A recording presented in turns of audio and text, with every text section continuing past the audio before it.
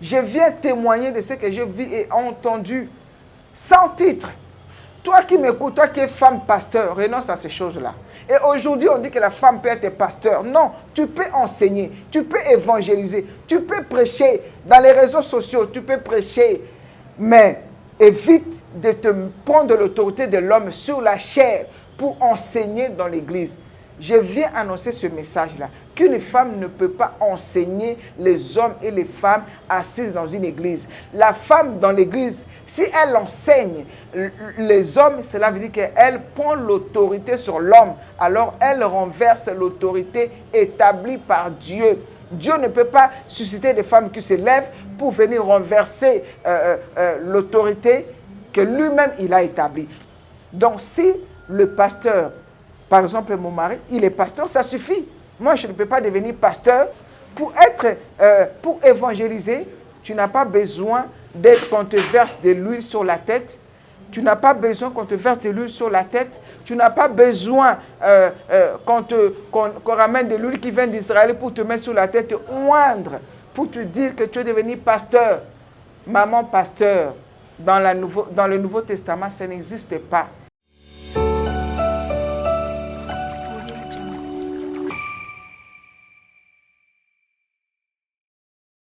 Jésus en vous-même. Donc la femme, là nous sommes en train de parler de la place de la femme dans l'église. Quand la femme vient à l'église, selon la parole que nous venons de lire, elle doit se voiler la tête. Mais à un moment donné, quand le Seigneur a voulu que je me lève pour le servir, il a commencé à m'enseigner. Parce que dans nos églises, aujourd'hui, surtout les églises de réveil, nous nous rendons compte qu'il y a beaucoup de spiritualisme. Les choses spirituelles, tout ce qui est spirituel prime. Mais les enseignements, aujourd'hui, beaucoup de personnes n'aiment pas les enseignements. On aime les sensations, on aime les prophéties, mais les enseignements qui font asseoir l'Église, beaucoup ne les aiment pas. Voilà, Papa Alain, ce passage qui fait polémique, qui dit que voilà, c'est l'apôtre Paul qui a dit. La femme ne doit pas enseigner. La femme ne doit pas enseigner. Quand le Seigneur m'a parlé, il m'a ramené dans sa parole. C'est pour ça que tout témoignage doit être appuyé par la parole de Dieu. Pour voir combien il y a beaucoup de femmes qui sont en enfer à cause des maquillages, à cause des faux cheveux, à cause des pantalons, à cause de toutes ces choses. Et les gens disent, ceux qui disent que Dieu ne regarde que le cœur, c'est une fausseté. Parce qu'ici, c'est la parole de Dieu. Dieu s'intéresse à notre corps et aussi à notre cœur.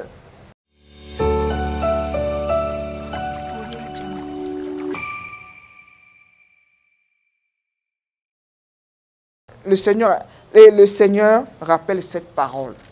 Donc le Seigneur m'a envoyé pour dire à une femme, habille-toi décemment quand tu te présentes dans la maison de Dieu. Donc, bien sûr, rempli du Saint-Esprit. Oui. Exactement. La femme peut enseigner, la femme peut prêcher, la femme peut évangéliser, la femme peut prophétiser, la femme peut enseigner. Bien sûr, une femme peut enseigner. Papa Alain, dans nos églises aujourd'hui, nous avons beaucoup de femmes de qualité, de distinction, des femmes instruites, des femmes qui ont fait beaucoup d'études, des femmes qui sont intelligentes et qui sont compétentes et qui sont bien enseignées et qui enseignent bien. Donc une femme qui est intelligente, remplie du Saint-Esprit, peut enseigner. Mais enseigner qui? C'est ça le problème. La femme peut enseigner. Moi, c'est le travail que je fais. Moi, j'enseigne. Mais j'enseigne les femmes. J'enseigne les femmes.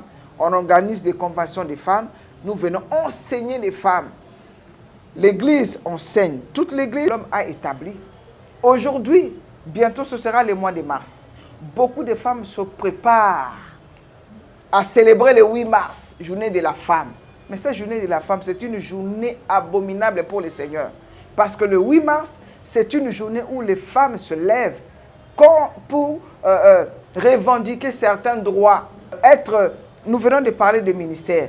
Une femme, le mari, aujourd'hui, qu'est-ce que nous voyons? Le mari est pasteur, la femme aussi devient pasteur. Pourquoi? L'homme et la femme se marient.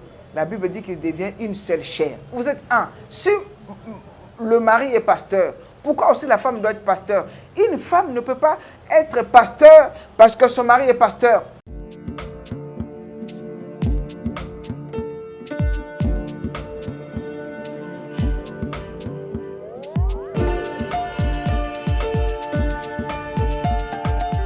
Shalom, peuple de Dieu. Shalom à toutes ces personnes qui vont suivre de partout. Je suis votre humble servante, Sœur Jenny Fernandez. Je réside à Londres. Je vous invite tous à notre 3 samedis d'édification et de prière. Sur le thème, venez à moi, vous tous qui êtes fatigués et chargés.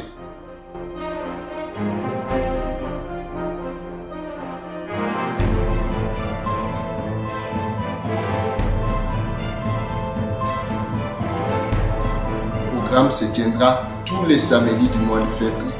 Retenez les dates, les samedis 12, 19 et 26 février à partir de 18h30 heure de Londres ou 19h30 heure de Paris. Ce sera en live sur la page Sœur Jenny Fernandez Gospel Stranger. Que Dieu vous bénisse. Et j'espère que Dieu est au rendez-vous. Vous serez tous bénis. Invitez les autres. N'oubliez pas d'inviter. Et Dieu est au rendez-vous. Alléluia. Que Dieu vous bénisse.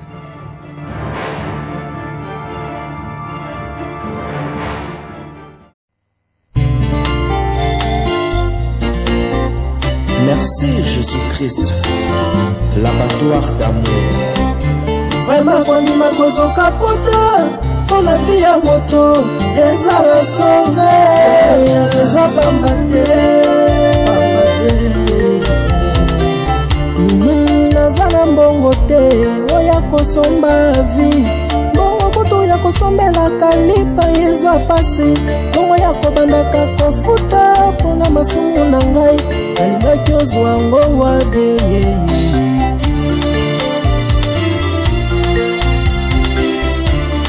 Eza na mbongo te, oya kosomba vie. Mbongo kutu ya kosalela provision kotia na ndako pasi. Mbongo ya kobandaka kofuta mpona masumu na ngai. Nalingaki ozwa ngo wabi. Nasombaka ntaba mobimba, nasombaka ngombe mobimbe. Mpo nakende kotumba ngo, mpo nazwa bolimbisami ya masumu na ngai.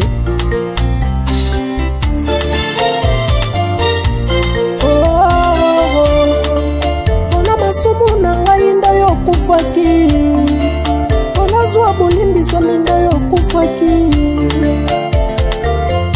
Merci pona bolamu yosaleli ngai. Vraiment naza na mbongo te, oya kosomba vie. Mbongo kutu ya kofutelaka klasi ya bana pasi. Mbongo ya kobandaka kofuta.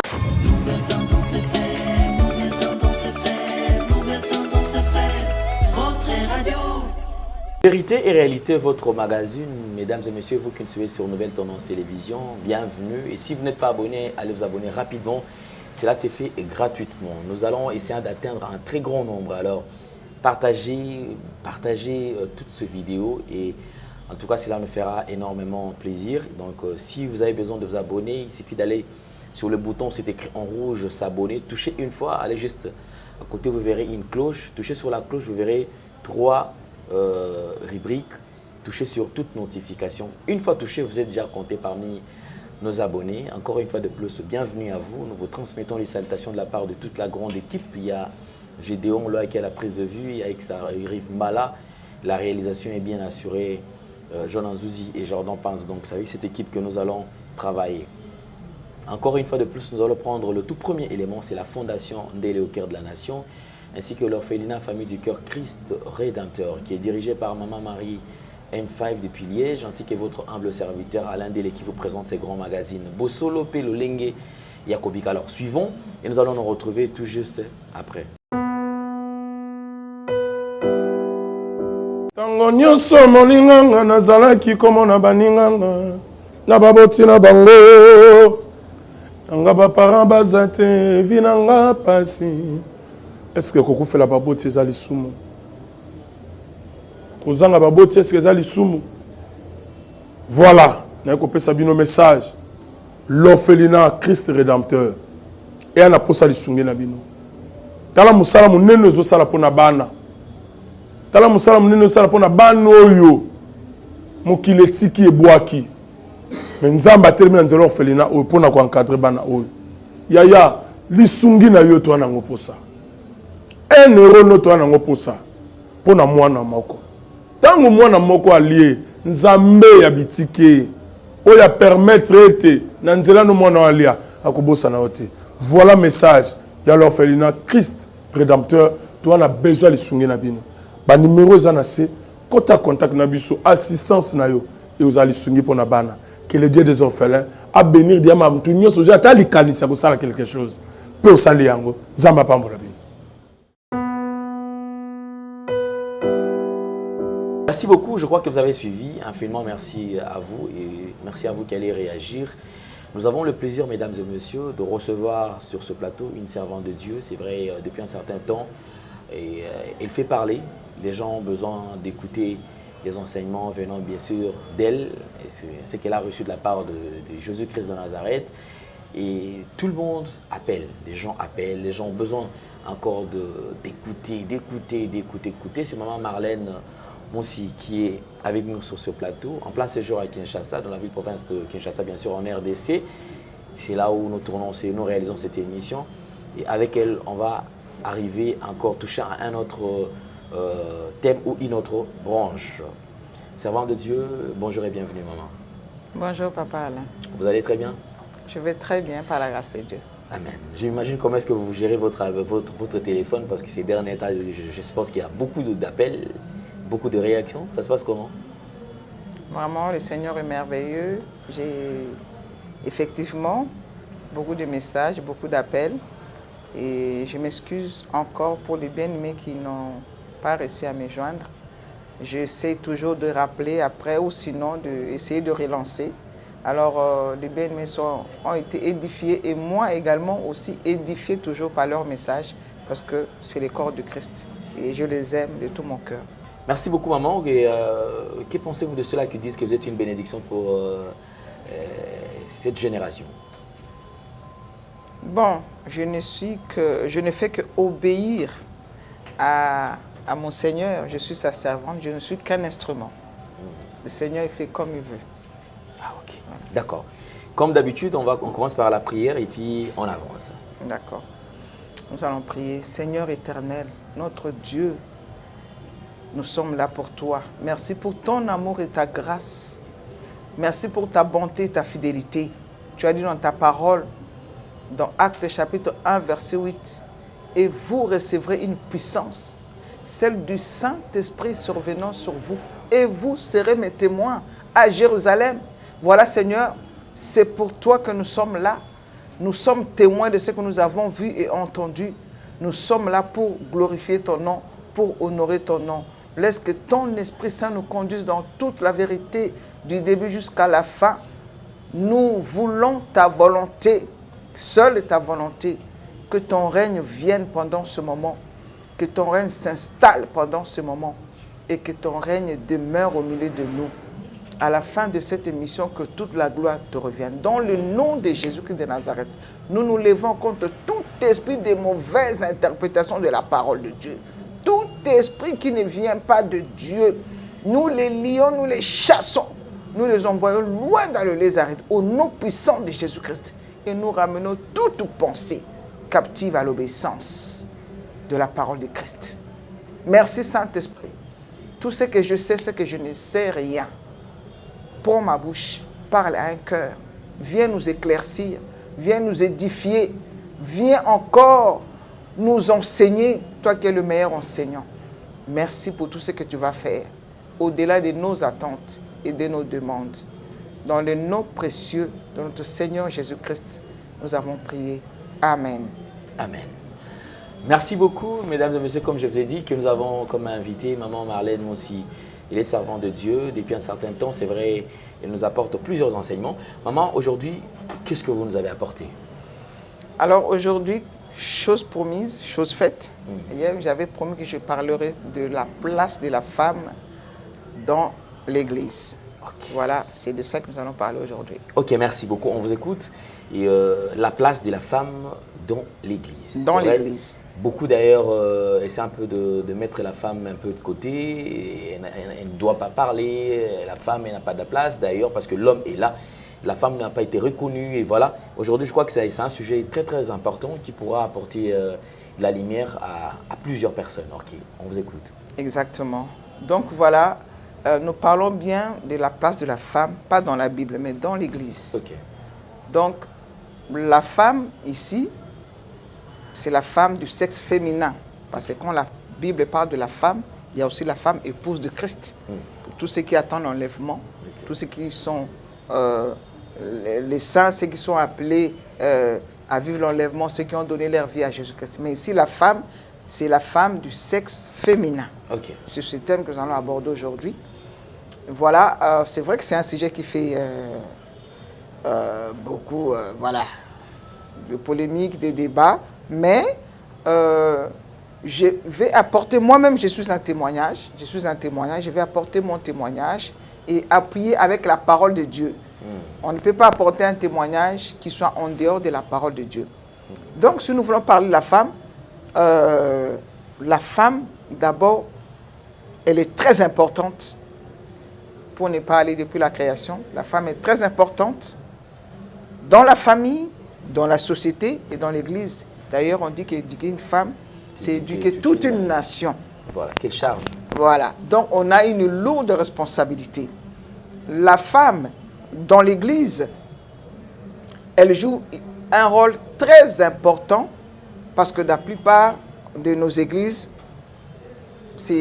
majorité, c'est les femmes. Dans une église, vous allez trouver 3/4 des femmes. 3/4 des femmes. En général, c'est partout dans le monde, en France, partout. C'est la même chose. Et je pense que même la foule qui suivait Jésus, il va y avoir beaucoup de femmes aussi. Parce que les femmes sont quand même assez sensibles aux choses de Dieu. Voilà. Donc, le sujet de la femme dans l'église, nous disions que la femme, l'église, nous allons parler de l'église, pas en tant que bâtiment, mais en tant que communauté, l'assemblée des saints. Donc là où les gens se réunissent, un endroit quelconque, parce que l'église a plusieurs... nous sommes l'église, vous êtes l'église, moi aussi je suis l'église. Mais l'église qu'on va parler, c'est l'église locale, là où une assemblée, où les saints se réunissent pour rendre un culte à Dieu. Donc, alors, nous allons commencer par aller dans la parole de Dieu.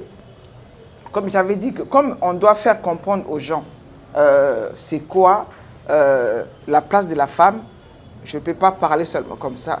Je vais donner mon témoignage et appuyer avec les versets bibliques. Donc la femme, elle est celle qui bâtit. L'homme dirige les foyers, mais c'est la femme qui gère le foyer. L'homme est appelé à dominer, mais la femme gère. Elle a beaucoup de responsabilités, elle a beaucoup de potentialités, elle a beaucoup de qualités, elle a beaucoup... Et en général, les femmes reçoivent beaucoup plus de révélations. Hein. Ça, je pense que vous serez d'accord avec moi. Beaucoup plus de songes, de révélations que les hommes. Ils voient beaucoup de choses, des visions. Et c'est pour cela que la femme doit comprendre quelle est sa place dans toutes ces choses-là. Alors, premièrement, ce que j'aimerais dire, c'est que dans l'Église, le Seigneur a promis que le Saint-Esprit viendra.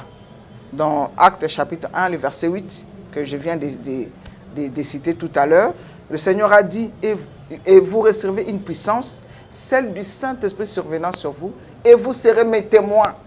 Alors, après que Jésus-Christ soit monté au ciel, les disciples étaient réunis quelque part. Et au milieu de tous ces disciples, il y avait aussi des femmes. Il y avait des femmes parmi les disciples. Et le jour de la Pentecôte, dans Actes chapitre 2, l'Esprit de Dieu était descendu sur les hommes comme sur les femmes. Donc, les femmes étaient remplies du Saint-Esprit. Les hommes aussi étaient remplis du Saint-Esprit. Et l'Église va commencer. Et pour ceux qui connaissent la Bible, nous savons tous que Jésus n'a pas bâti l'Église. Jésus a parlé de l'Église, mais il n'a pas bâti. la femme a joué comme rôle après la Pentecôte. Mais avant de comprendre ce qui s'est passé après la Pentecôte, nous savons que quand Jésus était sur la terre, durant son ministère qu'il a fait pendant 3 ans, il avait des femmes autour de lui, des femmes qui le servaient, des femmes qui préparaient à manger, des femmes qui finançaient le travail qu'il faisait, les femmes qui payaient des bateaux, les barques qu'il prenait. Il louait des bateaux. Jésus-Christ, quand il parlait, il partait, il prenait les bateaux. Il y avait des femmes qui louaient des bateaux pour qu'il aille prêcher la bonne nouvelle. Alors, nous allons d'abord commencer à parler de la tenue de la femme dans l'église. La tenue de la femme dans l'église. Quand la femme vient à l'église, la femme ne peut pas venir n'importe comment à l'église. La parole de Dieu nous demande à la femme de s'habiller d'une manière décente. D'abord, si la femme veut se présenter à l'église, elle doit venir habillée d'une manière décente. Et nous allons lire cela pour ceux qui connaissent déjà, mais nous allons quand même le lire. Donc, nous allons commencer d'abord par 1 Corinthiens chapitre 11. C'est là que nous allons comprendre. Merci mon frère. 1 Corinthiens chapitre 11. Voilà, 1 Corinthiens chapitre 11.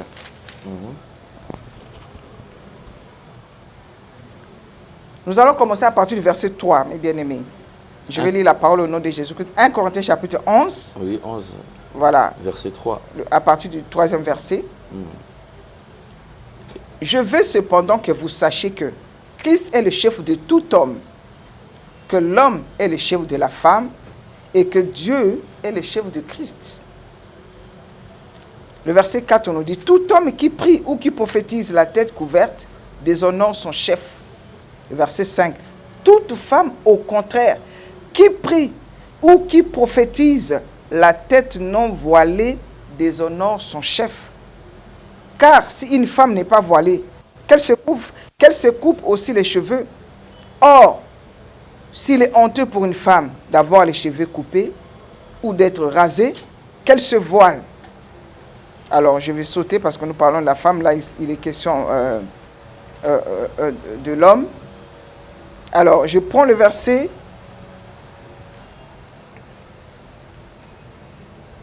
10, toujours de 1 Corinthiens chapitre 11, le verset 10. C'est pourquoi la femme, à cause des anges, doit avoir sur la tête une marque de l'autorité dont elle dépend.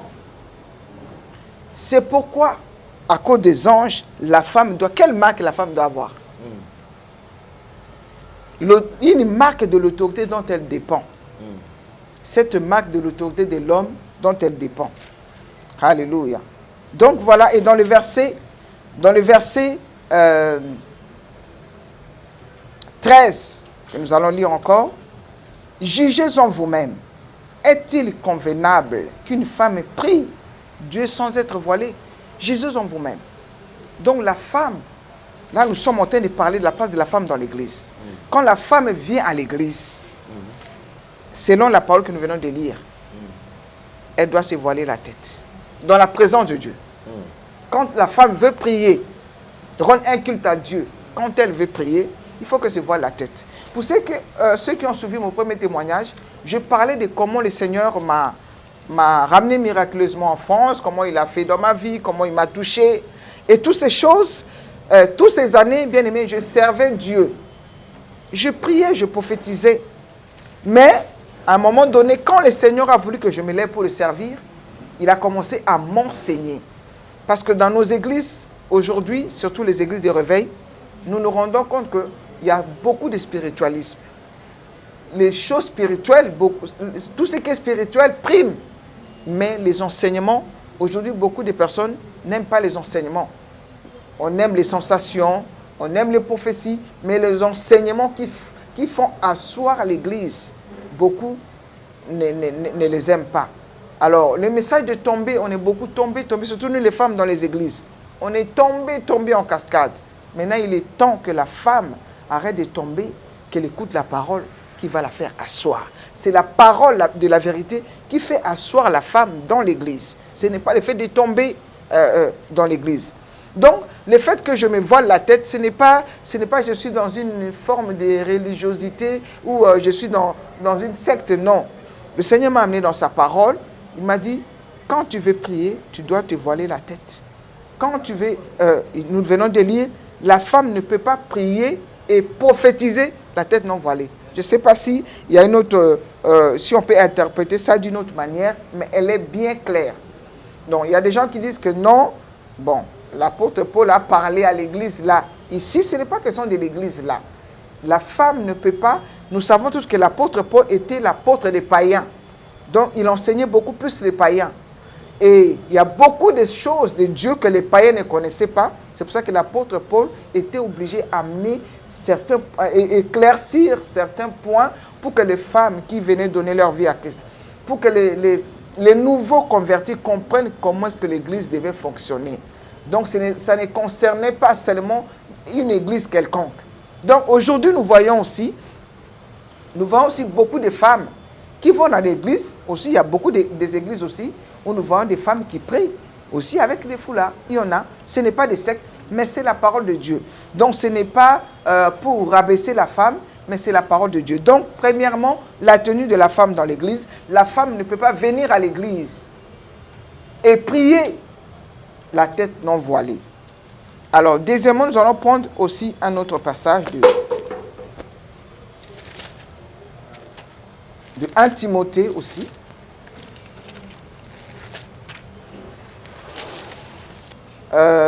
Ici, on a donné un titre, l'attitude des femmes dans l'église. Le verset 9. Dans 1 Timothée chapitre 2. Le verset 9. Le verset 9, ok.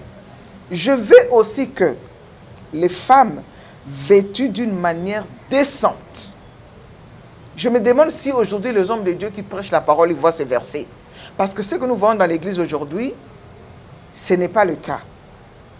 Vêtues d'une manière décente, avec pudeur et modestie, ne séparent ni de tresses, ni d'or, ni de perles, ni d'habits somptueux, mais qu'elles séparent de bonnes œuvres, comme il convient à des femmes qui font profession de servir Dieu.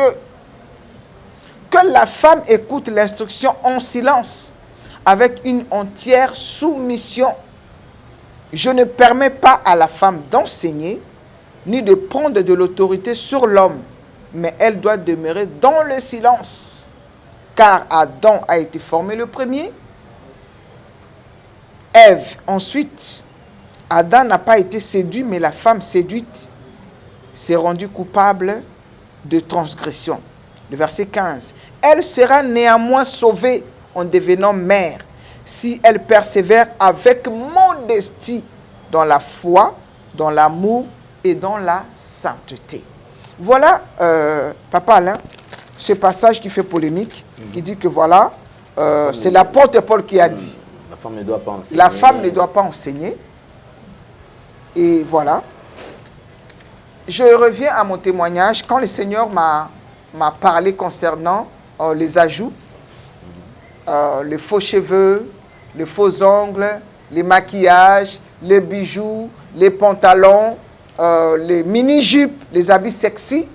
Quand le Seigneur m'a parlé, il m'a ramené dans sa parole. C'est pour ça que tout témoignage doit être appuyé par la parole de Dieu. Le Seigneur m'a ramené dans sa parole. Je m'étais converti il y a des années, mais le Seigneur m'a ramené dans cette parole que peut-être j'avais entendu parler, mais que je n'avais pas vécu. Parce que souvent, nous lisons la parole, mais nous ne vivons pas la parole. Que la femme ne sépare, que la femme soit vêtue d'une manière décente, alors que moi, j'allais à l'église habillée en mini-jupe, avec des vêtements moitié des seins dehors, avec des pantalons, avec des habits qui n'honorent pas Dieu. Et aujourd'hui, dans nos églises, les hommes de Dieu voient ça, mais ils ne disent rien.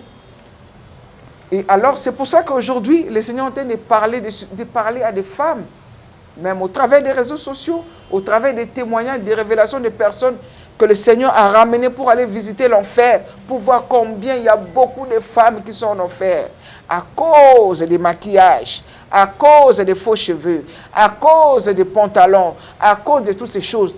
Et les gens disent, ceux qui disent que Dieu ne regarde que le cœur, c'est une fausseté. Parce que ici, c'est la parole de Dieu.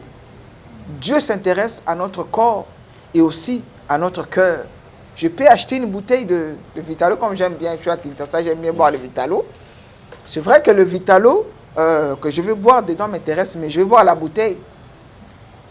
Avant que je puisse boire le Vitalo qui est dedans, je vois d'abord la bouteille. Si on me ramène une bouteille de Coca et que c'est rouge dedans, je dis, ça, pourquoi ce Vitalo-là, on a mis dans ce genre de bouteille? Est-ce qu'ils ont changé? Ils ont changé Est-ce que c'est un vrai Vitalo? Donc je dois m'assurer, parce que je connais les formes des bouteilles de Vitalo. Alors il y a des nouveaux Vitalo qui sont sortis. Bon, toujours est-il qu'il faut que ça soit attesté que c'est vraiment le Vitalo. Mais d'abord, je dois regarder, même si c'est rouge, je dois vérifier que non, ça, c'est un Vitalo qui est bon, parce que je vois sa bouteille. Ça, c'est bien, bel et bien la bouteille de Vitalo. Donc c'est pareil. Et ici, le Seigneur demande aux femmes, nous parlons d'abord de la tenue de la femme dans l'église. Les femmes vont à l'église habillées n'importe quel comment, avec des jeans déchirés, avec des mini-jupes, des robes moulantes, avec des strings, ou même ceux qui chantent, ceux qui montent devant pour conduire le peuple de Dieu dans l'adoration. Quand on regarde leur accoutrement, moi j'ai pitié pour les musiciens qui sont souvent derrière les chantres, voir comment ils sont habillés avec toutes les formes, parce que la femme, Dieu a créé la femme avec toutes ses formes. On n'a pas besoin de rajouter, on est déjà belle naturellement avec toutes les formes que Dieu nous a données. Donc, la première des choses, quand la femme met ses pieds à l'église, il doit avoir cette forme, cette marque de soumission à l'obéissance de la parole de Dieu. Elle doit prier, elle doit rentrer à l'église la tête voilée. Elle ne doit pas s'habiller avec des vêtements sexy. Et aujourd'hui, les hommes de Dieu qui voient ça, ils ne disent rien. Ma soeur, toi qui m'écoutes, je te ramène dans la parole de Dieu. Même si ton pasteur ne t'a pas dit, aujourd'hui, le Seigneur m'a envoyé pour venir te dire que quand tu vas dans la présence de Dieu, habille-toi décemment. Même si ton pasteur ne t'a pas dit. Parce que la parole de Dieu nous dit que mon peuple périt faute de connaissance. Papa, là, il y a une loi en France. Non, ce n'est pas une loi. En France, il y a une journée, à Paris surtout, une journée sans voiture. Ce sont des décisions écologiques pour limiter la pollution. Donc, il y a une journée sans voiture. Donc, cette journée, tu ne peux pas prendre ta voiture, juste le vélo, les trottinettes, tout ça, les rollers. Mais si, tu ne le savais pas, tu prends ta voiture, tu roules, tu reçois une amende. Tu vas dire, oh non, je ne savais pas.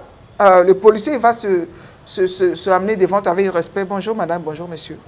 Est-ce que vous savez que, voilà. Ah non, je ne savais pas. Non, ce n'est pas une excuse. Parce que c'est comme ça. Donc, tu dois être informé. Et c'est pareil avec la parole de Dieu. Il ne faut pas dire, ah non, moi je ne savais pas. Parce que nous écoutons les témoignages de beaucoup de femmes en enfer. Ah, moi, mon pasteur ne m'avait pas dit. Le Seigneur rappelle cette parole. Donc, le Seigneur m'a envoyé pour dire à une femme, habille-toi décemment quand tu te présentes dans la maison de Dieu. Et vous savez, à Paris, il y a beaucoup de religions. Comme la France, c'est un pays laïque. Tout le monde a la liberté de prier son Dieu comme il veut. Il y a beaucoup de... partout. Alors, quand on va prêcher les musulmans, on leur parle de l'évangile. Ils se disent, est-ce que je vais devenir chrétienne pour commencer à habiller comme les chrétiennes? Vous voyez un peu? Alors, ils disent que le christianisme, c'est la religion des femmes mal habillées. Vous comprenez? Donc, une femme musulmane se dit, si je deviens chrétienne, je vais commencer à porter des jeans déchirés, des habits comme ça pour aller dans la présence de Dieu. Vous voyez, nous devons nous repentir.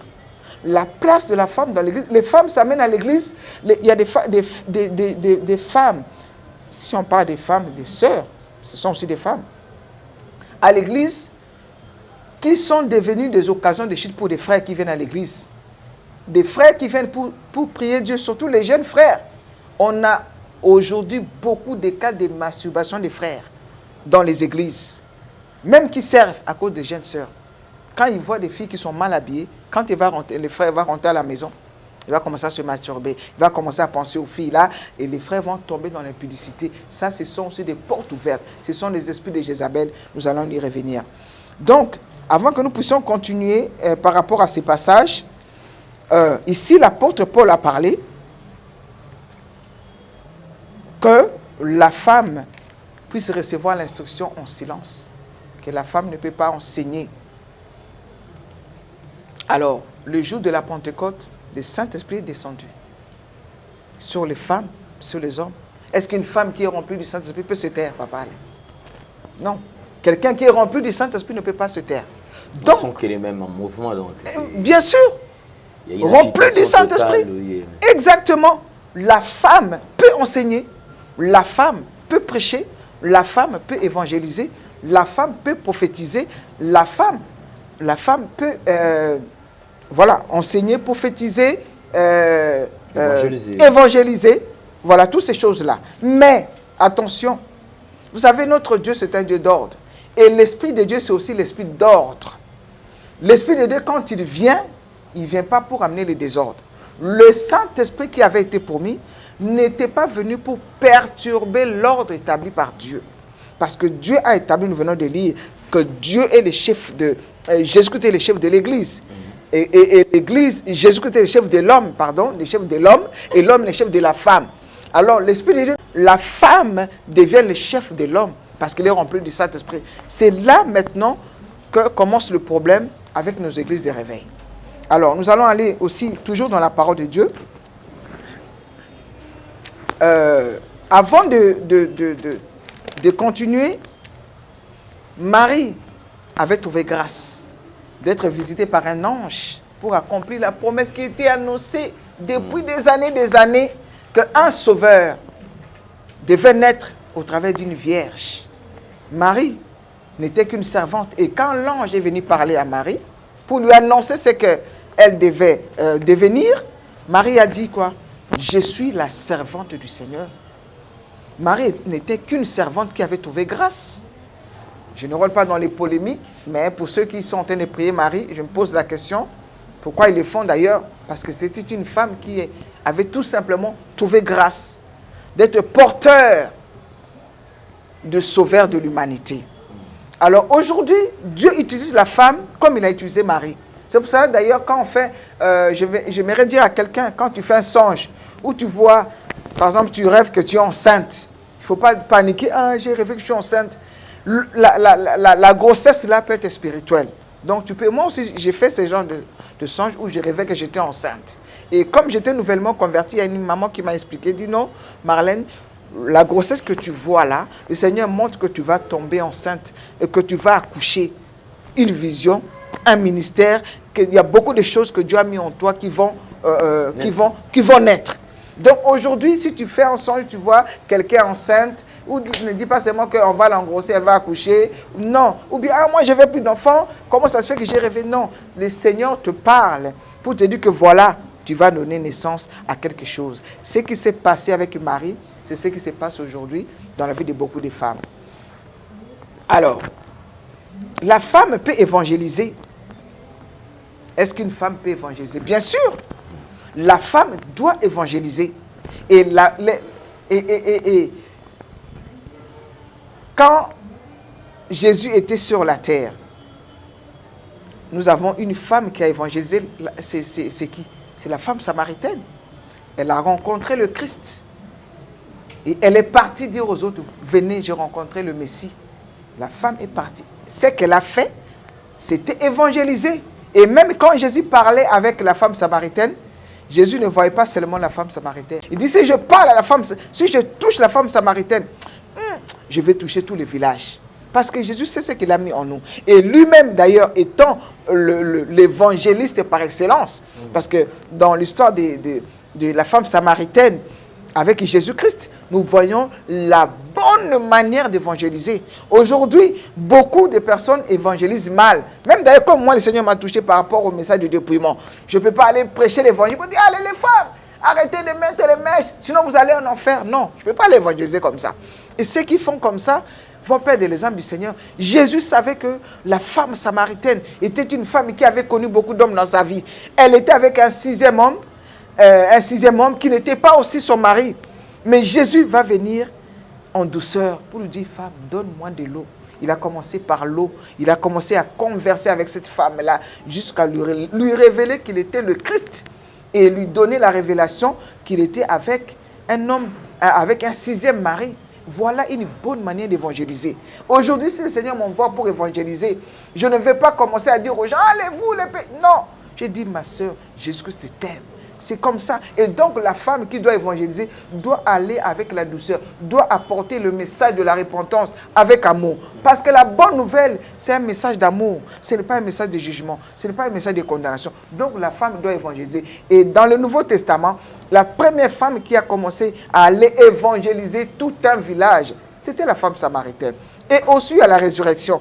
Qui ont été témoins de la résurrection? Ce sont les femmes à qui Jésus-Christ a dit, allez dire aux disciples. Les hommes avaient peur. Les papas, Alain, tous les frères qui sont là, vous avez peur. Mais nous, les femmes qui savaient là où Jésus-Christ les avait ramassées, elles n'avaient pas hésité, elles sont allées à la tombe. Et elles ont vu le Christ ressuscité avant les apôtres. Donc, ils ont reçu la mission d'aller évangéliser, d'aller dire d'abord, même à Pierre, à qui devait bâtir l'église pour dire que voilà, Jésus-Christ est ressuscité. Pierre a couru. Il était courageux. Il n'est plus là. Voilà, donc la femme peut évangéliser. La femme peut prophétiser. Bien sûr. Est-ce qu'une femme peut être prophétesse? Bien sûr. Parce que dans le Nouveau Testament, parce que nous parlons de la femme dans l'église, oui. Dans le Nouveau Testament, d'abord, il y avait la prophétesse Anne, dans Luc chapitre 2, pour faute de temps, les enfants de Dieu connaissent la. Toujours dans le Nouveau Testament, dans Actes chapitre, il faut que je trouve ça, c'est très important. J'avais noté, on ne va pas lire, mais je vais juste... voilà, Actes chapitre 21. Il faut que je donne ce verset pour que les enfants de Dieu aillent vérifier. Actes chapitre 21, le verset 9. Actes chapitre 21, le verset 9. Il y avait les 4 filles d'un homme de Dieu qui s'appelait Philippe. Elle avait 4 filles vierges qui prophétisaient. Donc, une femme peut prophétiser, une femme peut être prophétesse. Et concernant le fait d'être prophétesse, nous allons lire ça aussi pour bien mettre l'accent par la suite. Donc, une femme peut prophétiser. Alors, vient maintenant le problème que l'apôtre Paul a dit, que la femme doit se taire. Alors qu'ici, le même apôtre Paul dit que la femme, dans l'église, ne peut pas prier ou prophétiser sans être voilée. Donc, la femme ne peut pas se taire à l'église. Parce que si elle doit prophétiser, elle est en train de faire du bruit. Si elle doit prier, nous, les églises pentecôtistes, on prie à haute voix. Donc, elle n'est pas silencieuse. Elle parle, elle prophétise. Donc, elle ne peut pas se taire. Donc, si l'apôtre Paul a parlé de la femme ne peut pas enseigner, il faut voir à quel contexte l'apôtre Paul a dit que la femme ne peut pas enseigner. Nous allons y revenir. La femme peut enseigner. Donc là, nous avons dit la femme peut évangéliser, la femme peut prophétiser, la femme peut enseigner. Bien sûr, une femme peut enseigner. Papa Alain, dans nos églises aujourd'hui, nous avons beaucoup de femmes de qualité, de distinction, des femmes instruites, des femmes qui ont fait beaucoup d'études, des femmes qui sont intelligentes et qui sont compétentes et qui sont bien enseignées et qui enseignent bien. Donc une femme qui est intelligente, remplie du Saint-Esprit, peut enseigner. Mais enseigner qui? C'est ça le problème. La femme peut enseigner. Moi, c'est le travail que je fais. Moi, j'enseigne. Mais j'enseigne les femmes. J'enseigne les femmes. On organise des conventions des femmes. Nous venons enseigner les femmes. L'église enseigne. Toute l'église, les pasteurs, les bergers d'une église enseignent toute l'église. Nous avons les 5 ministères que nous connaissons, les pasteurs, les docteurs, les évangélistes, les prophètes et les apôtres. Et si nous lisons dans la parole de Dieu, la parole de Dieu nous dit que Dieu a établi premièrement, d'abord, le ministère de l'apostolat, c'est le ministère qui est au-dessus. Ce n'est pas moi qui dis. C'est la parole de Dieu qui le dit. C'est la parole de Dieu qui le dit. Je vais encore juste donner le passage. Voilà, 1 Corinthiens chapitre 12, le verset 28. Dieu a établi dans l'église premièrement les apôtres. Ensuite, il vient les prophètes. Apôtres, prophètes, après, viennent les docteurs. Parce que les docteurs, c'est celui qui décortique bien la parole, qui enseigne bien, qui fait asseoir l'église. Si dans une église, on a les 5 ministères, l'église fonctionne bien. Mais si dans une église, on n'a que les prophètes, vous verrez, il y aura que du sensation, que des prophéties, mais les gens ne sont pas enseignés. Il faut que dans une église, il faut qu'il y ait aussi un docteur. Quand le prophète prophétise, quand la prophétesse prophétise, il faut que cette prophétie cadre avec la parole de Dieu. Et ceux qui sont bien enseignés au travers d'un docteur, d'un enseignant, vont bien recevoir la prophétie parce que ça cadre avec la parole de Dieu. Donc, une femme peut enseigner, mais enseigner les femmes. Enseigner les femmes. Alors, nous allons... Il y a aussi une autre question qui m'a été posée, et les gens me posent d'ailleurs parce que je fais les directs, où je prie tout le matin sur Facebook. Il y a des hommes, je ne sais pas si on peut les appeler... Voilà. Ceux qui sont... il y a un terme là, ça va venir, qui disent que voilà, des fois quand je fais l'émission, on dit, ah, madame, votre femme est dans la cuisine. Une femme ne doit pas prêcher, une femme ne doit pas enseigner. Grosse erreur. C'est que grosse erreur. La place de la femme, c'est à la cuisine. C'est à la cuisine. Le ménage. Vraiment. Si c'est un homme de Dieu qui parle comme ça, je plains pour son ministère et pour sa foi ou sa femme ou là où il est. Là où, parce que la femme n'a pas de ministère. Il y a le ministère de la femme, voilà le mot. Le ministère de la femme n'existe pas, faux et archi-faux. Moi-même, je suis visionnaire pour ne pas... des ministères de vierges sages. Les vierges sages, ce n'est pas seulement les hommes. Et les femmes, c'est aussi les hommes. C'est par rapport à la parabole de Jésus sur les vierges sages, dans Matthieu 25. Donc, quand on parle du ministère, on dit non, une femme ne peut pas avoir un ministère. Mais si nous lisons dans la parole de Dieu, à part les 5 ministères qui sont cités, il y a aussi d'autres ministères dans la Bible. Il y a des ministères d'aide. Il y a des ministères de la réconciliation. Donc, on peut rajouter aussi des ministères de soutien, ministère d'édification, ministère d'exhortation. La liste est longue. Il y a plusieurs ministères. À part les 5 que nous connaissons, il y a d'autres ministères. Donc, il y a des ministères où la femme peut être dedans. Par exemple, évangéliser. Une femme peut évangéliser. Une femme peut prêcher, être prédicatrice. Alors, je vais, par rapport à cela, rentrer dans mon témoignage. Quand le Seigneur m'a appelé, avant que je comprenne qu'il m'avait appelé au ministère, moi, j'étais en train de chercher le mariage. Je vous avais donné mon témoignage, que je priais 10 ans de souffrance en France. Pas de papier. J'étais dans la solitude, dans la souffrance. Mais pendant tous ces temps-là, Papa Alain, je recevais des messages. Dieu disait, Marlène, je t'ai donné un ministère. Je t'ai donné un ministère. Même quand il m'a interdit de travailler avec les papiers de quelqu'un, je dis, mais Seigneur, pourquoi les autres travaillent avec les papiers de quelqu'un et moi, je ne dois pas travailler? Il m'a dit, Marlène, pour toi, c'est le prix pour ton ministère. Alors, je ne comprenais pas parce que moi, je dis, Seigneur, moi, je ne veux pas des ministères. Moi, je veux des papiers et travailler comme tout le monde. Je veux avoir un mari parce que voilà, là j'avance. Mais il y avait tellement de messages concernant le ministère. Et je n'ai jamais voulu ce ministère-là. Mais c'est Dieu. Il dit dans sa parole, Jésus-Christ a dit, ce n'est pas vous qui m'avez choisi, mais c'est moi qui vous ai choisi. Donc, c'est Dieu qui nous appelle. Donc, s'il m'a appelé à un ministère, ce n'est pas moi qui ai choisi. Donc, voilà ce que je vais parler par rapport au ministère. Par rapport à mon témoignage... Nouvelle tendance FM, nouvelle tendance FM, nouvelle tendance FM, votre radio. Voilà, bien aimé, par rapport à mon témoignage, le Seigneur m'a appelé. Et je l'avais évoqué récemment, que j'étais parti chercher du travail. J'étais parti chercher du travail. Il y avait un monsieur qui donnait du travail à tout le monde. Et quand je suis arrivé à mon tour, le monsieur me dira, Marlène, votre travail, c'est de s'occuper des prisonniers. Je dis, non, moi, je ne peux pas voir ce genre de travail. Il m'a dit, oui, ça, c'est votre travail. J'ai dit, non, je ne peux pas faire ce genre de travail. J'ai commencé à donner mon CV, je fais telles études, je fais ça. Il a dit, non, il n'y a que ça comme travail pour vous. Si vous ne voulez pas de ce travail, alors il n'y a pas de travail pour vous. Je suis parti dans la colère, espérant trouver un autre travail ailleurs.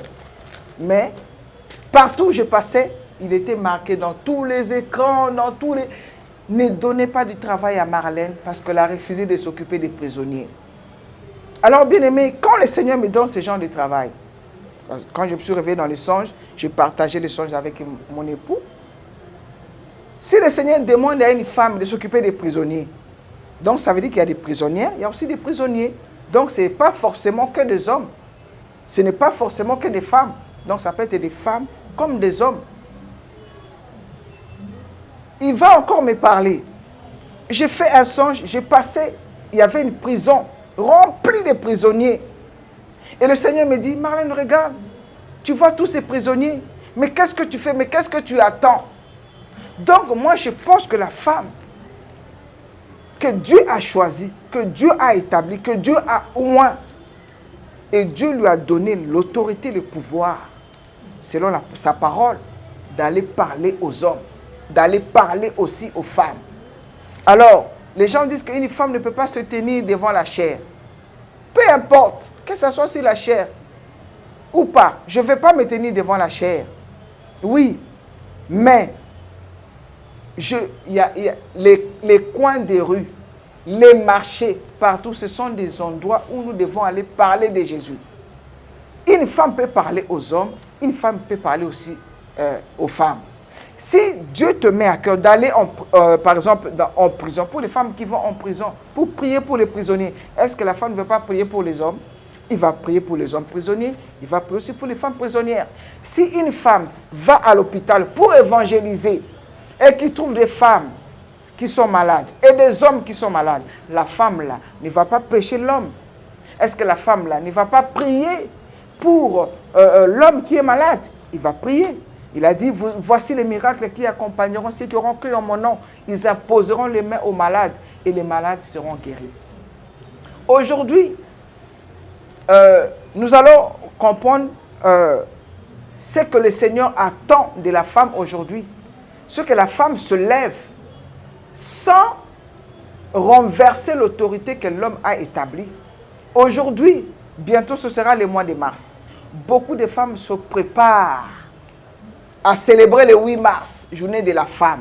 Mais cette journée de la femme, c'est une journée abominable pour le Seigneur. Parce que le 8 mars, c'est une journée où les femmes se lèvent pour revendiquer certains droits. Alors, dans les églises, je vais parler à une femme. Si tu es présidente de maman, on te dit qu'il faut organiser une journée le 8 mars. Si tu m'écoutes aujourd'hui, ne fais pas ce genre de choses. Le Seigneur est contre ces choses-là. La femme a le droit d'avorter, la femme cherche le droit d'être égale à l'homme. Voilà un peu en quelques mots ce qui résume la journée du 8 mars. Donc arrêtons de célébrer les fêtes du 8 mars dans nos assemblées. Les femmes, répentez-vous. Une femme ne peut pas être... Nous venons de parler de ministère. Une femme, le mari aujourd'hui, qu'est-ce que nous voyons? Le mari est pasteur. La femme aussi devient pasteur. Pourquoi? L'homme et la femme se marient. La Bible dit qu'ils deviennent une seule chair. Vous êtes un. Si le mari est pasteur, pourquoi aussi la femme doit être pasteur? Une femme ne peut pas être pasteur parce que son mari est pasteur. Cette histoire de couple pastoral, mes frères et sœurs, répentez-vous, ce n'est pas dans la volonté de Dieu. Si ton mari est pasteur, toi la femme, tu es derrière, on t'a de soutenir, on t'a de prier, mais... Je prends mon exemple, le travail que je fais aujourd'hui devant vous. Partout où je vais dans le monde, où le Seigneur m'envoie, je n'ai aucun titre, mes bien-aimés. Je vais d'ailleurs répondre à un monsieur, à une personne qui avait écrit « Ah, c'est du mensonge, une femme ne peut pas être pasteur. » Je rappelle encore aujourd'hui que je ne suis pas pasteur. Je ne suis qu'une servante. Je ne suis qu'une femme qui a trouvé grâce. Je viens témoigner de ce que j'ai vu et entendu, sans titre. Toi qui m'écoutes, toi qui es femme pasteur, renonce à ces choses-là. Et aujourd'hui, on dit que la femme peut être pasteur. Non, tu peux enseigner, tu peux évangéliser, tu peux prêcher. Dans les réseaux sociaux, tu peux prêcher. Mais évite de te prendre l'autorité de l'homme sur la chair pour enseigner dans l'église. Je viens annoncer ce message-là. qu'une femme ne peut pas enseigner les hommes et les femmes assises dans une église. La femme dans l'église, si elle enseigne les hommes, cela veut dire qu'elle prend l'autorité sur l'homme. Alors elle renverse l'autorité établie par Dieu. Dieu ne peut pas susciter des femmes qui se lèvent pour venir renverser l'autorité que lui-même il a établie. Donc si la femme serve dans le ministère, dans un quelconque ministère, ce ministère-là ne doit pas prendre l'autorité sur le ministère de l'homme. Ce ministère-là ne doit pas prendre le dessus, il ne doit pas prendre le dessus sur son mari. Donc si le pasteur, par exemple mon mari, il est pasteur, ça suffit. Moi je ne peux pas devenir pasteur. Et ce sont aussi les gens qui amènent ce genre de choses. Ah, maman Marlène, comme tu parles bien, on va te consacrer. Non. Pour évangéliser, tu n'as pas besoin qu'on te verse de l'huile sur la tête. Tu n'as pas besoin qu'on te verse de l'huile sur la tête. Tu n'as pas besoin qu'on ramène de l'huile qui vient d'Israël pour te mettre sur la tête, te oindre, pour te dire que tu es devenu pasteur. Maman pasteur. Dans le Nouveau Testament, ça n'existe pas. Oh, maman bishop, archibishop, pourquoi? Si ton mari est évêque, si ton mari est pasteur, reste à côté de ton mari, travaille, enseigne les femmes, encadre les femmes. Arrête de rechercher les titres des pasteurs. Aujourd'hui, je connais beaucoup de pasteurs, femmes qui ont renoncé à ces titres-là, qui sont devenues des servantes. La parole de Dieu dit, je répandrai mon esprit sur mes serviteurs et sur mes servantes.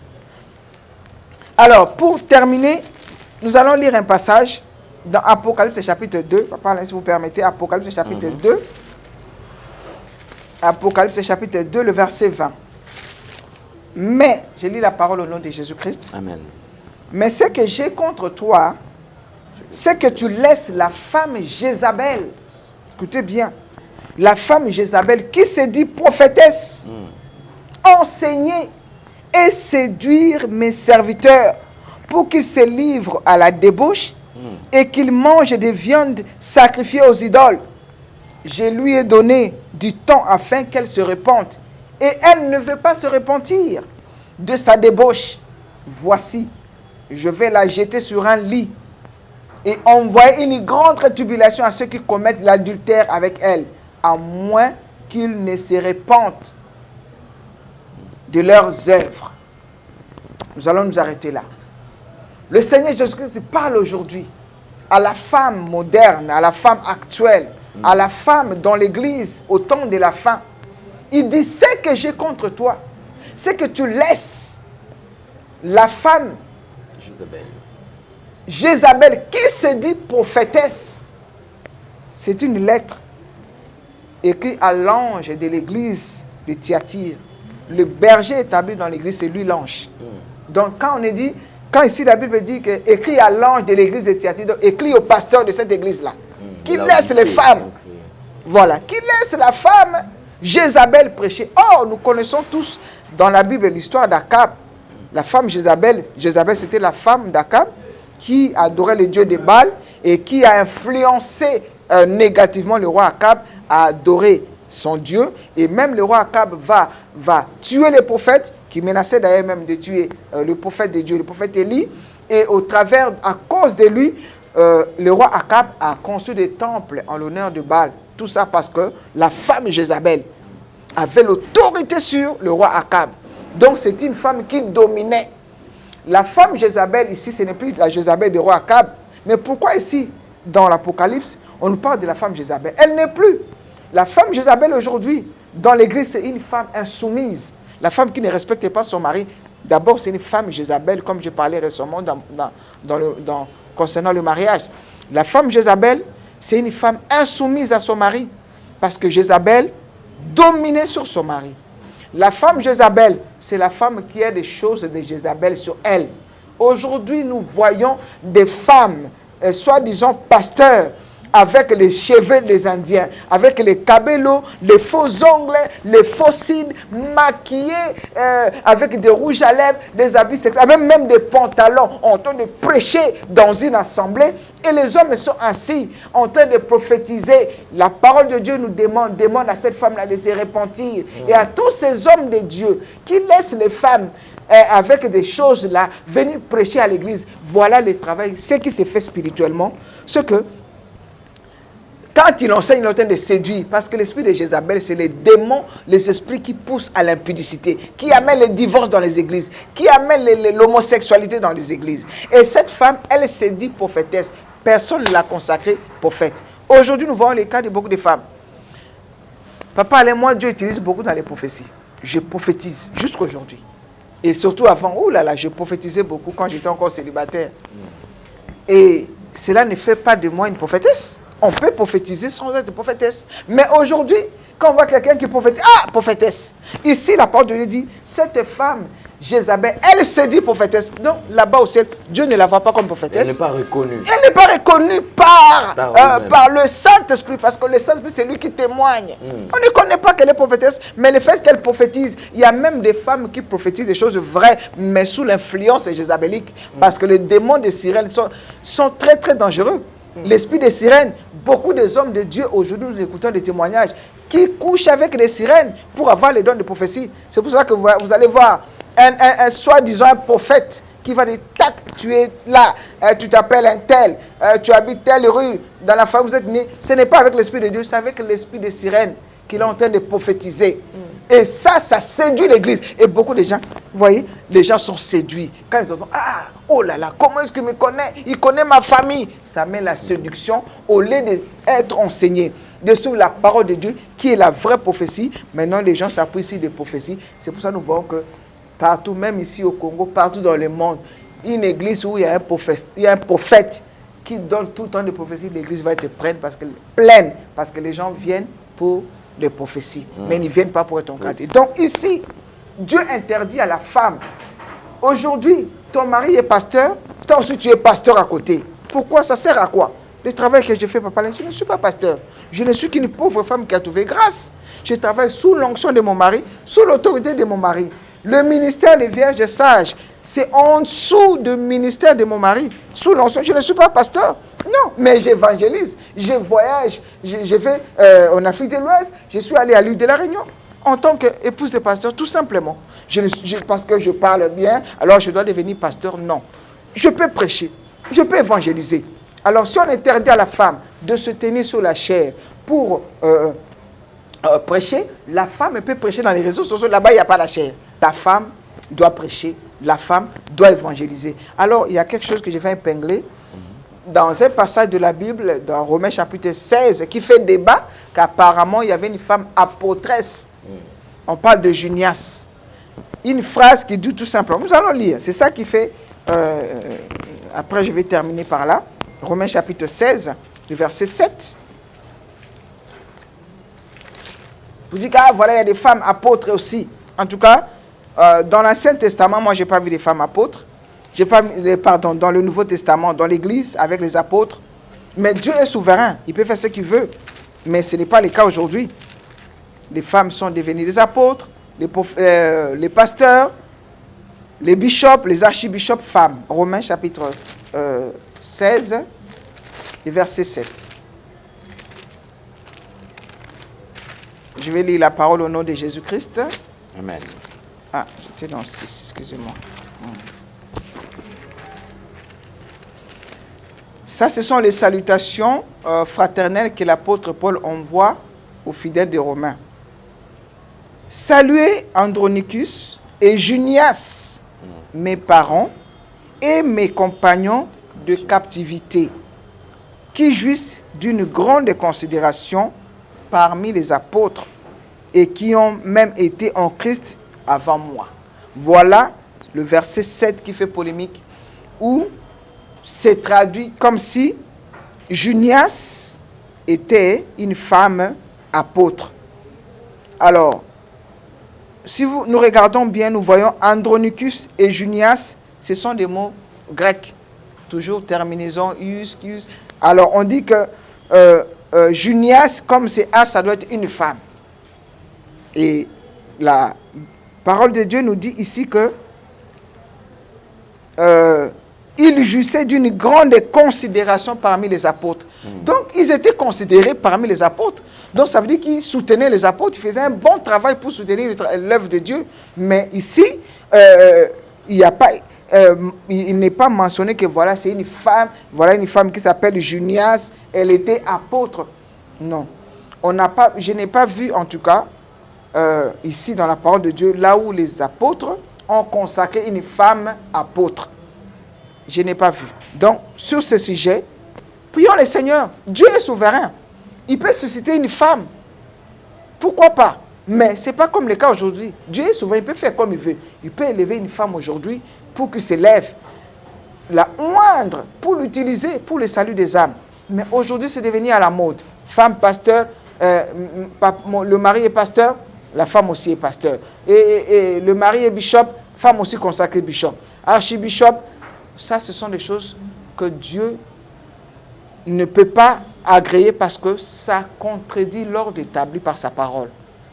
Si une femme peut se lever, mais toujours dans le respect de l'ordre établi par Dieu, sous l'autorité de l'homme. Comme je suis venu ici, mon mari m'a donné la permission pour que je vienne. Et c'est vrai que je vais d'abord obéir à Jésus-Christ qui est mon premier mari. C'est d'abord lui. Et mon mari vient ensuite. Mais il faut que je fasse des choses dans l'ordre. Je ne peux pas commencer à servir Dieu dans le désordre. C'est pour ça que nous remarquons aujourd'hui, beaucoup de couples pastoraux divorcent après. Parce que la femme aussi connaît, le mari aussi connaît, il y a guerre entre les deux. Et même l'église est divisée. Il y a d'autres qui disent, ah, moi j'aime bien maman pasteur, voilà, elle prêche bien, le pasteur. Et il y a même division dans les églises. Il y en a d'autres qui sont pour maman pasteur, d'autres qui sont contre pour le pasteur. Mais ce sont des choses qui n'honorent pas Dieu. Si la parole de Dieu dit ici que la femme ne doit pas enseigner dans l'église, cette parole est la vérité, Papa Alain. La femme doit rester à sa place. Nous avons d'ailleurs une méga conférence ici à Matete qui va commencer le 23. Je ne sais pas si j'aurai l'occasion de donner les coordonnées. C'est une conférence des femmes. Là, nous allons aller enseigner les femmes pendant 4 jours. Parce qu'il y a des gens qui m'ont posé beaucoup de questions concernant la planification familiale. J'ai dit que les pilules ne sont pas bonnes. Les implants, l'IVG, comment on appelle ça, les préservatifs. Les femmes qui utilisent ça pour ne pas tomber enceinte, des pilules. Celle qui fait l'avortement chez un gynécologue et celle qui prend des pilules, ils font le même travail. Alors les gens m'ont posé beaucoup de questions pour dire, mais comment on va faire pour calculer? C'est dans les conférences des femmes que j'explique. Je fais les tableaux. D'ailleurs, là, on avait réunion avec l'évêque à Matete. J'ai demandé s'il y a un tableau. Là, je vais expliquer aux femmes comment calculer. Moi, je me suis mariée, je ne suis jamais tombée enceinte accidentellement. Je n'ai jamais pris de pilule. J'ai fait des enfants, mais au moment où je disais que je ne veux plus, je sais comment faire pour ne pas tomber enceinte. Voilà. Donc, Dieu a demandé à l'homme et la femme de remplir le monde. Mais ce n'est pas, on fait des enfants, non. On peut, voilà, maintenant, comme je suis libre, j'ai le temps de servir mon Dieu. Mais si je suis tout le temps enceinte, tout le temps en train d'accoucher, il y a un temps pour tout. Maintenant, c'est le temps de s'élever pour Dieu. Donc, dans les conférences des femmes, dans les retraites avec les femmes, on fait des tableaux où on explique bien aux femmes comment faire cela. Donc, je reviens encore sur cette parole. Une femme doit rester à sa place. Elle doit servir Dieu. Elle doit évangéliser, elle doit prêcher, elle doit enseigner les femmes. La place de la femme n'est pas sur la chair. La place de la femme peut aller évangéliser dans les rues. Alors, toutes les femmes qui prêchent, qui enseignent dans l'église, enseignent les hommes, même dans les églises, on leur a posé les mains, répentez-vous. Et toutes les femmes qui sont remplies des choses de Jézabel, voilà la parole de Dieu de l'Apocalypse chapitre 2, verset 20. Repentez-vous. Ce que j'ai contre toi, ce que tu laisses la femme, Jézabel, celle qui se dit prophétesse, enseigner à l'église et séduire mes serviteurs. Donc, la femme doit se repentir et avoir une tenue conforme pour avoir une bonne place dans l'église. Voilà, Papa Alain. Merci beaucoup, maman Marlène. En tout cas, merci beaucoup. Alors, on espère déjà, le rendez-vous, c'est pour quand avec la conférence qui va réunir les femmes? Vous avez dit c'est le 40e. C'est le 23, ça commence ce mercredi. Ok, c'est mercredi déjà, c'est un rendez-vous. Mercredi à samedi, à 9h. N'oubliez pas alors, soyez là nombreux, à Matete bien sûr. Et à partir de 9h, soit vous pouvez appeler sur le numéro de Maman Marlène déjà, maintenant pour avoir plus de détails en ce qui concerne l'adresse.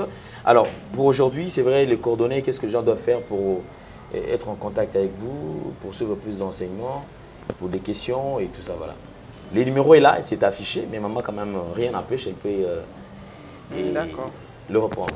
Ok, pour me contacter, voilà mon numéro WhatsApp que je donne, c'est le 0033 621 59 96 86 00 621 59 96 86. Je réponds, j'ai fait un effort de répondre à toutes les questions. Je prends mon temps quand je suis libre de répondre à toutes les questions. Et là, comme on va commencer la conférence des femmes, je vous invite d'ailleurs, il y aura la présence de notre sœur Irène qui est morte 2 fois et qui a un témoignage des choses qu'elle a vues. Donc, je vous invite à venir nombreuses, les femmes. Ça commence le 23, ce mercredi, de 9h à 13h à Matete, quartier Banounou, 2, numéro 20, à l'église EJCC. Voilà, que le Seigneur vous bénisse abondamment. Merci beaucoup. Alors, toute chose qui commence bien doit nécessairement finir bien, puisque nous croyons en l'existence de notre Seigneur et Sauveur Jésus-Christ de Nazareth. Soyez bénis, nous sommes aussi bénis. Je crois qu'on s'est fixé rendez-vous pour le prochain numéro, mais cette fois-ci, déjà, ne manquez pas déjà le mercredi. Le mercredi à samedi. À 9h. À 9h. Donc, le maman, soyez là pour profiter quand même de ces enseignements et ça sera une bonne chose. Alors, chaque femme doit quand même construire son foyer, bien prendre soin de son foyer et cela nous fera plaisir parce que lorsqu'une femme n'est pas à la hauteur de gérer son foyer, ça crée des ennuis. Oui. Maman, merci beaucoup d'avoir répondu à notre invitation. Il y a des gens à remercier? Vous avez quelques personnes à remercier ou... Mais je remercie toujours le Seigneur Jésus-Christ qui me permet de passer et de parler à un cœur. Voilà, c'est à lui seul que je rends toute la gloire. Ok. Merci beaucoup. Alors, on se retrouve prochainement. Au revoir. Bye bye. mpona masumu na ngai nalingaki ozwa ngo wabie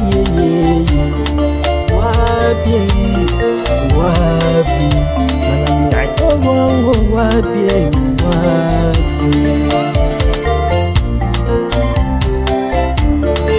jilete kutu ya pamba bazokata moto suki bame kozokisa ye ya lelebele